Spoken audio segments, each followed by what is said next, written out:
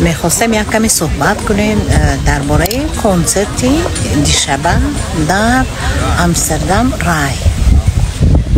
خب دیشب کنسرت بود در رای از یک هنرمند کردی. آره و شبنم ثریا قرار بود که مهمان برنامه باشم. ما از این خاطر تیکت رزرو کردیم که مهمان ویژه برنامه را بشنویم. تیکت قیمت چقدر بود؟ 100 یورو؟ از 100 یورو شروع، از 120 یورو شروع میشد. ما 100 یورو درخواست کردیم. برنامه قرار بود ساعت 8 آغاز شود و ما خیلی منتظر ماندیم. نیم ساعت 45 دقیقه شد و یک ساعت نیم ساعت شد، دو ساعت شد و 2 ساعتش تقریبا چیز کم 3 ساعت شد. قریب 2.5 ساعت. آره اینا من ساعت 10 شب 10:30 آره 10:30 شب ما ببینیم 1.5 ساعت سرود گوش کردیم. البته سرود و صحبت میکرد. من راستش صحبت کردی رو نمیفهمم. خیلی طولانی با آهنگای کردی گوش دادیم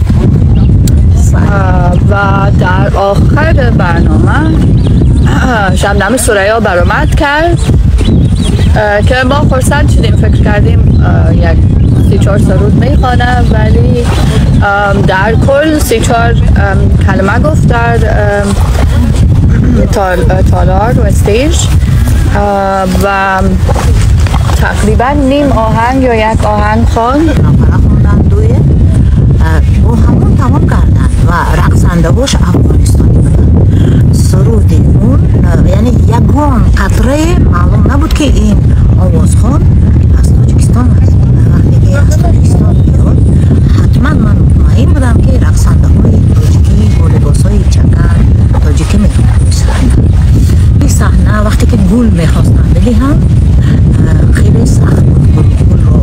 گل رو دادن و شبنم خیلی سخت و شبنم خیلی به حوصله میکروفون در دستش با فارسی زبان هم مشکل داشتن. میدونی؟ بعد یک مردی ادمنستراتوری خودی همین برنامه اشاره کرد به سکیورتی که نگذار. من اشاره اون رو دیدم. وقتی که سکیورتی با اون نگاه کرد اون اشاره کرد که نمان، اون دیگه ما رو نمان. میدونید این بمانندی که ما یکون ترور میکنیم. نمیدونم خیلی سخت بود آخری برنامه برای همین رو میخواستم برسونم به دوستان که دویم باره شبنم آمد اگر مهمان شد به این فریبگری به این کلاهزنی تاجیک ها اگر باشن نروند. چون هم دروغ گفتن که میدونید یعنی حتی همه ما خیلی ناراحت بودیم. همه ما که ما چکار کردیم اومدیم اینجا. دوستای ما از شهرهای دور اروپا و هلند آمدن تا شبنم ثریا را ببینن و ازش قدردانی کنن و تشویقش کنن. ولی خب من نمیدونم شبنم ثریا چه کار داشت در این کنسرت. اصلا چرا اونجا بود؟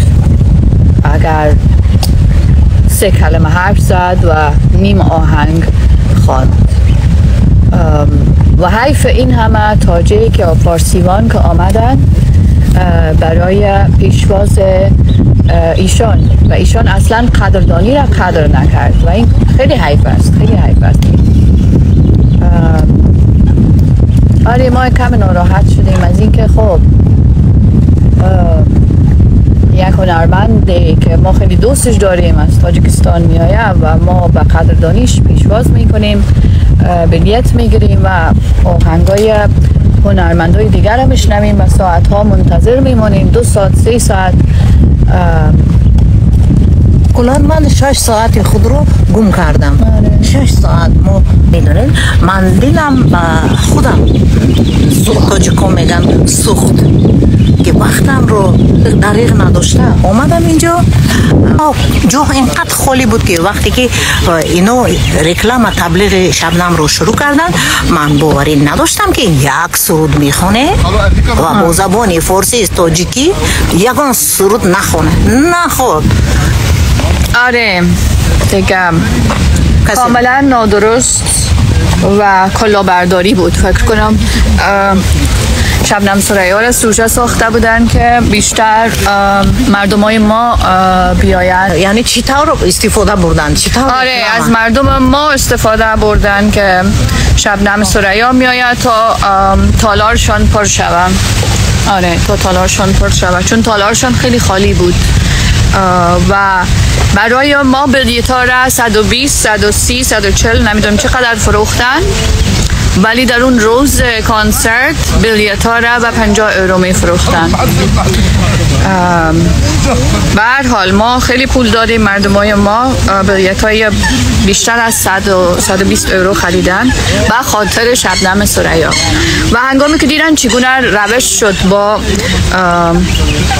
کسی که گل میخواست برش تقدیم بده خیلی زننده بود، اون خیلی ناراحت کننده بود و ما حیرت کردیم که این روش از کنسرت یک